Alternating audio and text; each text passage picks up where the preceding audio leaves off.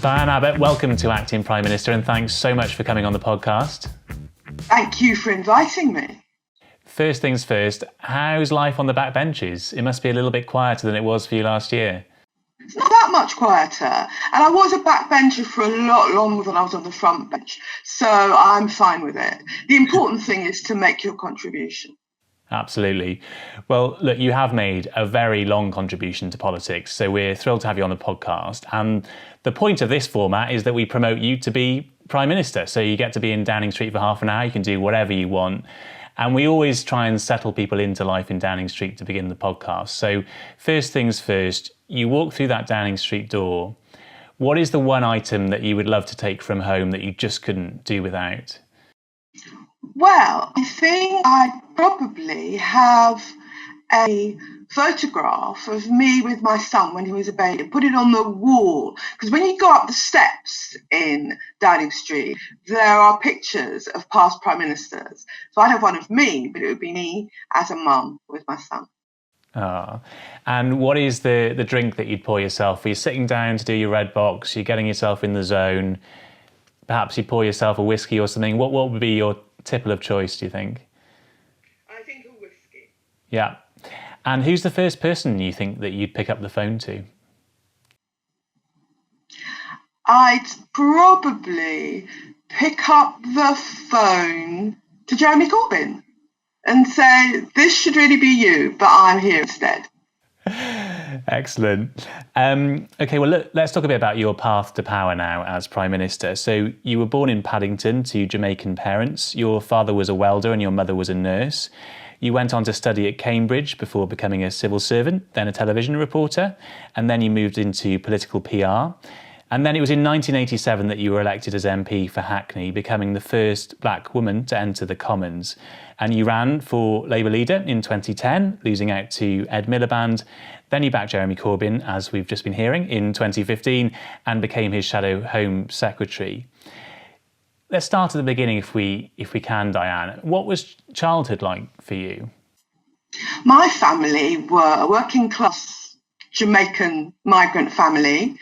Mummy was a nurse. Daddy worked in a factory, and it was a very kind of close-knit world. I mean, most of my parents' friends were also from the West Indies, so it was a really cosy, close-knit world. It wasn't until I went to grammar school that I realised there was another world out there, because I was the only black girl in my grammar school.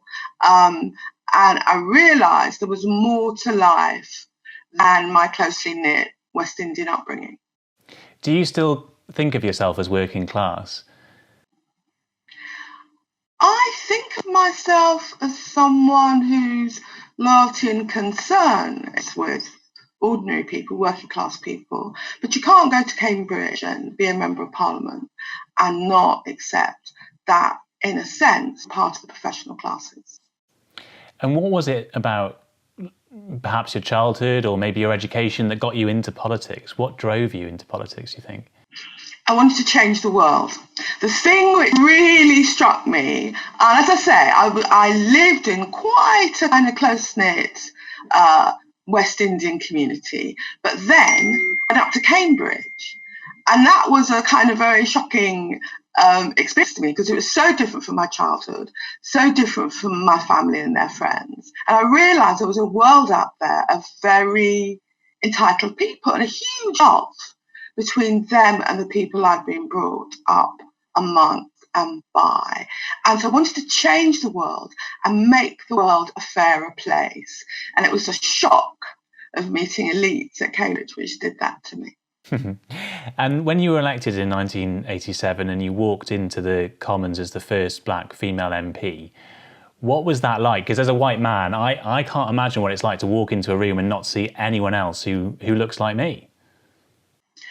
Well, I was in a daze, really, for many of the early weeks, partly because the election campaign had been such a high-pressure experience. But I have to say, I'd already spent a lot of my adult life in institutions where I was the only black person. I was the only black girl in my grammar school. I was only one of 2, maybe 3 people of colour at Newham College, Cambridge. When I went into the Home Office, I was the only black woman at my grade in the Home Office. When I went into telly, there was only me, really. So by the time I got into Parliament, I got used to being the only black woman in the room. Was that daunting, or did it kind of just give you even more fire in your belly? I just believed I had to get on with it. Wherever it was, whether it was my grammar school, whether it was Newham College, Cambridge, whether it was senior grades in the Home Office, my view is you just get on with it. And that's what I did when I came into Parliament. And of course, I did know a couple of people there. I knew Ken Livingstone, I knew Jeremy Corbyn, I knew Bernie Grant. There are a few of us as London left-wingers who came in 87. So you had that kind of support network? I had my crew. I had my London left-wing crew. And of course, all politicians make some mistakes in their career because, you know, politicians are human and everyone makes slip-ups, sometimes on television or in an interview. But it is well documented that you do get much more flack than any other MPs do. You get far more abuse than other MPs do. Do you think people have been less forgiving of your mistakes in your time as an MP?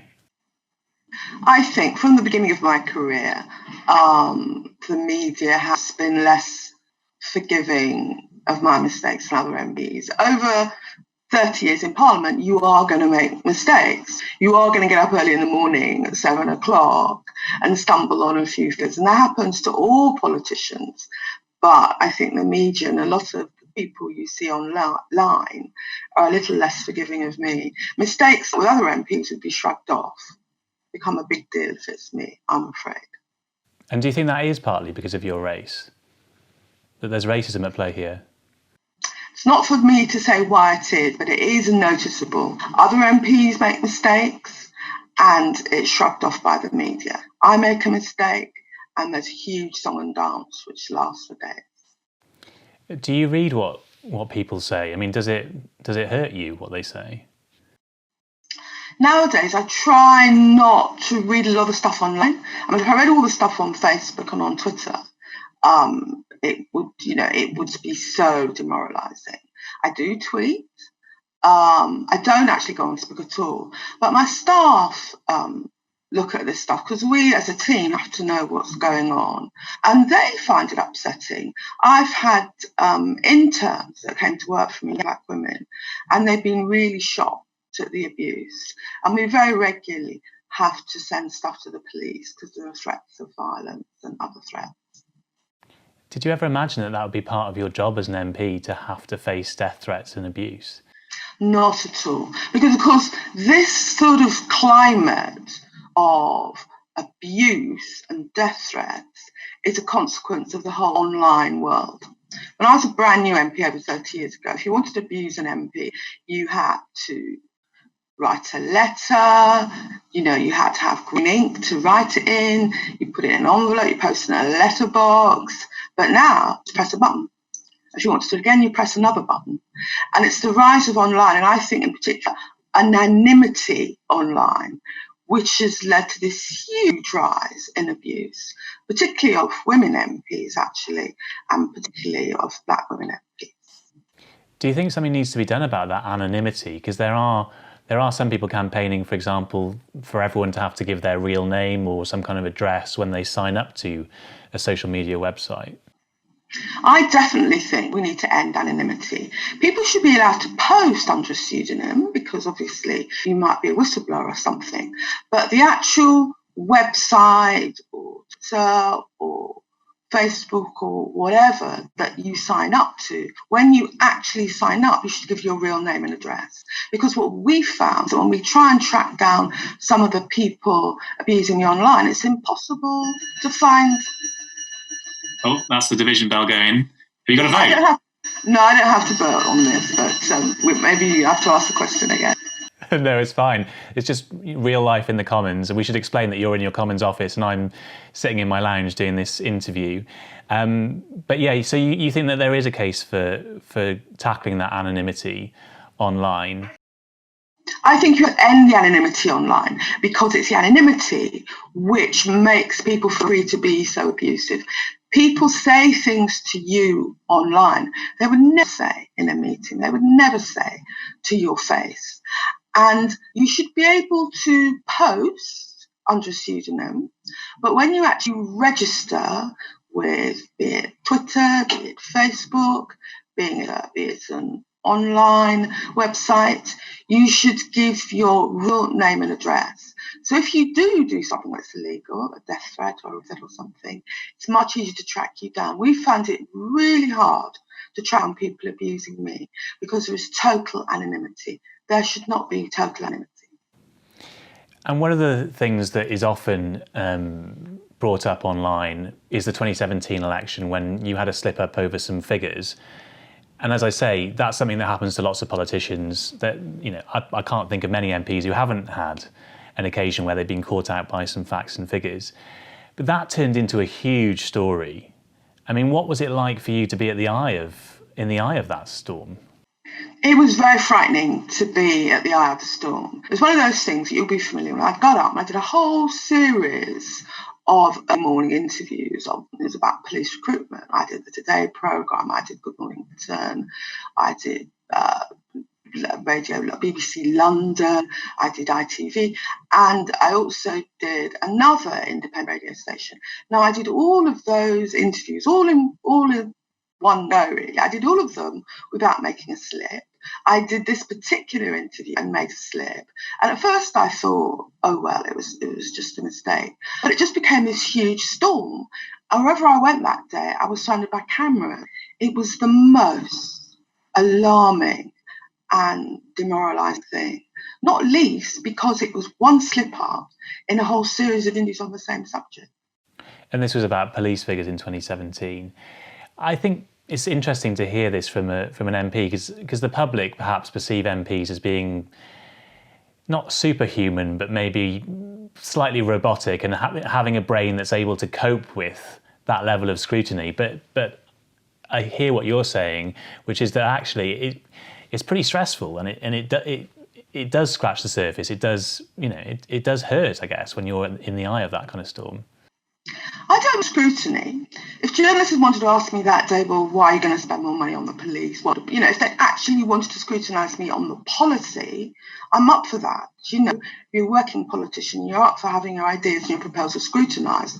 What was frightening was the abuse and the theme that I was stupid, that I was unfit to be a member of parliament.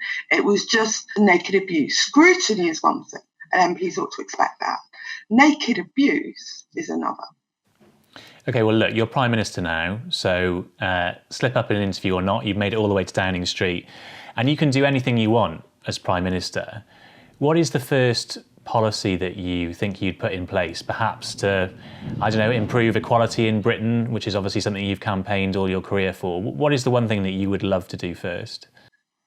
Well, one of the things I'd like to do is to do something around education, because education transformed my life. My parents left school at 14, and it was through going to a good secondary school and a good university that I was able to transform my own life. And I want that opportunity for all British children, and that means spending more money in education and giving more support to teachers in the education system. And there will be all sorts of other pressing issues on your desk as Prime Minister, of course. Brexit is back. We've been reminded of that this week. And trade talks, it doesn't appear as if they're going particularly swimmingly at the moment. If you were Prime Minister and you know, you were trying to negotiate this trade deal, do you think you'd want to extend the talks? Because it doesn't look as though we're going to meet that deadline as things stand. It doesn't look as if we're going to meet the deadline. I don't think it's realistic, though, to extend the talks. We're just going to see how Boris Johnson gets on with it.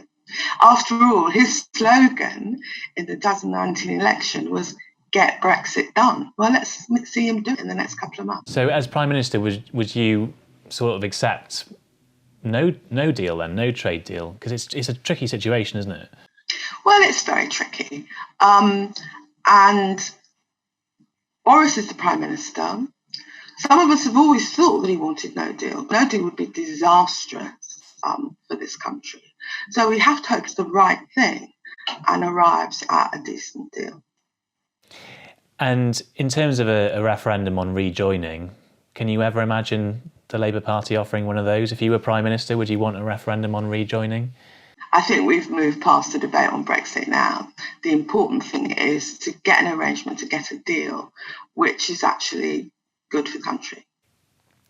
And obviously we're imagining that you are Prime Minister, but we don't have a Labour Prime Minister at the moment, we have a Conservative Prime Minister. What do you think went wrong at the last election, looking back now with a bit more hindsight? Well, you know, Jeremy Corbyn got selected as leader in 2015. And from that day to the day of the election, he had daily abuse. And again, I don't mean scrutiny, I mean just abuse. There were stories about how he was an Eastern European spy. Every day there was something ludicrous. And it wasn't just from the right-wing press, it was also from the so-called liberal media. And there was also, the Tories spent a lot of money on Facebook. And what they did is they had targeted Facebook ads. So you wouldn't have seen them and I wouldn't have seen them, but they were targeted at particular sections, whether geographical or in their interest. They were targeted at particular sections of the electorate. And they were putting out this message all the time. It would have been very hard indeed to withstand the level of negative coverage that Jeremy had over 5 years. Do you think it was purely about Jeremy Corbyn, though? Because there were other bigger issues. The party had drifted away from its base in the north of England, for example, and there was a real difficulty with Brexit and getting the messaging right on that. I mean, I've heard you say before, and I've heard other people in the Labour Party say before, that Jeremy didn't have a particularly fair ride in the media, but there was more to it, wasn't there, than that? There's a deeper problem with the Labour Party connecting with its base, isn't there? Well, I mean, the issue of the Labour Party and its base in post-industrial constituencies goes back to New Labour years. And that was part of what made the Brexit issue difficult for us. But in the end, when you've got a leader that's so abused in the media, it's tough. It's an uphill battle. One of the big questions around Jeremy Corbyn was sort of his competency. That kept coming up. Do you think he would have done a better job at managing the pandemic than Boris Johnson? Of course he'd done a better job. And also he would have called on the right people, whether people in public health or in medical people. He'd have called on the right people and supported them. And he wouldn't have made some of the bad decisions that Boris has made. Boris was too slow to actually lock down. And now I think he's been too quick to think that we can come out of lockdown. And we're seeing, I don't know what it's going to be like in a few weeks, but currently we're seeing a spike in infections, which is very concerning. Jeremy would have done a better job than Boris. And it feels as though Keir Starmer now is shifting the party back towards the centre. You were asked about this on the weekend, so I'm not trying to kind of get some sly answer from you about Keir Starmer, but would, in general terms, do you think it would be a mistake for the Labour Party to shift back towards the centre? Because it was a very successful place for it to be under Tony Blair, for example. Well, Keir made it very clear in his campaign for leadership that it would be a mistake to scrap our values, and it would be a mistake to scrap the way that we had radicalised. That's what Keir said. I believed him, and I believe that's the basis to go forward, on the basis of our values as a Labour movement and on the basis of the policies that actually were successful in 2017. A lot of support for some of our policies, even free broadband, which people like yourself jeered at. Don't people wish they had free broadband now? Hey, I didn't jeer at it. I just reported on it and debated whether or not it was affordable and all those sorts of things. But look, centrism worked for Tony Blair, so could it not work for Keir Starmer? Isn't that the key to winning elections for the Labour Party? The key to winning elections to the Labour Party is to build a big party, which is what Jeremy did. We have the biggest Social Democratic Party in Europe. It's to be out there engaging with people, actually working with people at the grassroots, and it's to have the right policies, the policies people want, that they think will make their lives and their children's lives better. That's the key. I mean, it's no good talking in political cliches. We need work out there on the doorstep, and we need policies which work for us. Let's talk about some other issues on your desk as well. And there are still thousands of people living in unsafe accommodation even after the Grenfell fire. As Prime Minister, what would you do to try and make their lives more secure? Because there's still a lot of concern out there about the way people are living in flats with cladding and unfit homes. Well, we need to bring back a proper buildings inspectorate. One of the things with Grenfell was that there wasn't proper inspection and accountability of that inspection. And we need to make sure that people take responsibility, whether it's local authorities, whether it's private developers. What we've seen in Grenfell is a lot of people failing to take responsibility for building and cladding a block, which turned out to be a fire trap. We need proper, reinforced, strengthened inspection, and we need people to take responsibility. Okay, and just some personal questions again to finish up on now. Seeing as you've been in Parliament with both of them, who would you rather have dinner with as Prime Minister? You've got to meet one of your predecessors. Would you rather have dinner with Boris Johnson or Margaret Thatcher? Wow, that's a tough one, isn't it? I suppose Boris Johnson, but it's a really difficult question to answer. Why Boris Johnson? Well, because Mrs. Thatcher was such a difficult personality. I mean, I came up in politics when Thatcher was in her prime, and there's an argument that she caused a lot of damage to British society. When you look at these post-industrial constituencies, a lot of the problems they have, the unemployment, the lack of social cohesion, are consequences of the Thatcher years and the collapse of coal mining and manufacturing, which she presided over. Okay. Where would you go on holiday as Prime Minister, do you think? Jamaica. Okay. I love Jamaica. My family's from Jamaica, and that's where I'd go on holiday. But failing Jamaica, I'd like to go on holiday to Wales. One of the things about living in Britain is you don't go around Britain enough. And I think there are so many beautiful parts of Wales which I'd like to go on holiday to. Well, I'm from Wales, so I can give you some top tips. And in terms of family and politics, I mean, different prime ministers deal with it in different ways, but would you be quite protective of your kind of family privacy, do you think, if you were Prime Minister? I try to be protective of the family's privacy. Again, like a lot of other things, if you're a black female MP, it's harder and people are more intrusive. But I think in many ways, being an MP is tougher for your family than it is for you. And you have to do your best to protect them. Do you think people have been quite intrusive about your family then because of the situation you find yourself in? They try to be intrusive, yes. And like I say, it's tough for MPs' children. Whoever the MP is, it's tough for their children because they've not signed up for this. And nowadays, in particular, the media, particularly online media, television, newspapers, are far more intrusive than they were when I first came into politics. Because you mentioned your son earlier, and he has been brought up about, you've been asked about his private education, all those kind of things, which I'm not going to go back through again now. But is it quite hurtful then when you've got, one of your family, and he's a grown man now, and he can read what's written about him too? I mean, that must be quite a hurtful situation. It's incredibly hurtful. It's much more hurtful than anything that's written about me. Do you know what I mean? I signed up for this life. But when it happens to your child, it's really hurtful. And any member of Parliament, Labour or Conservative, would say the same thing. And what would your Downing Street pet be, do you think, if you had to take an animal into Downing Street for those photo opportunities? I suppose it would be a cat.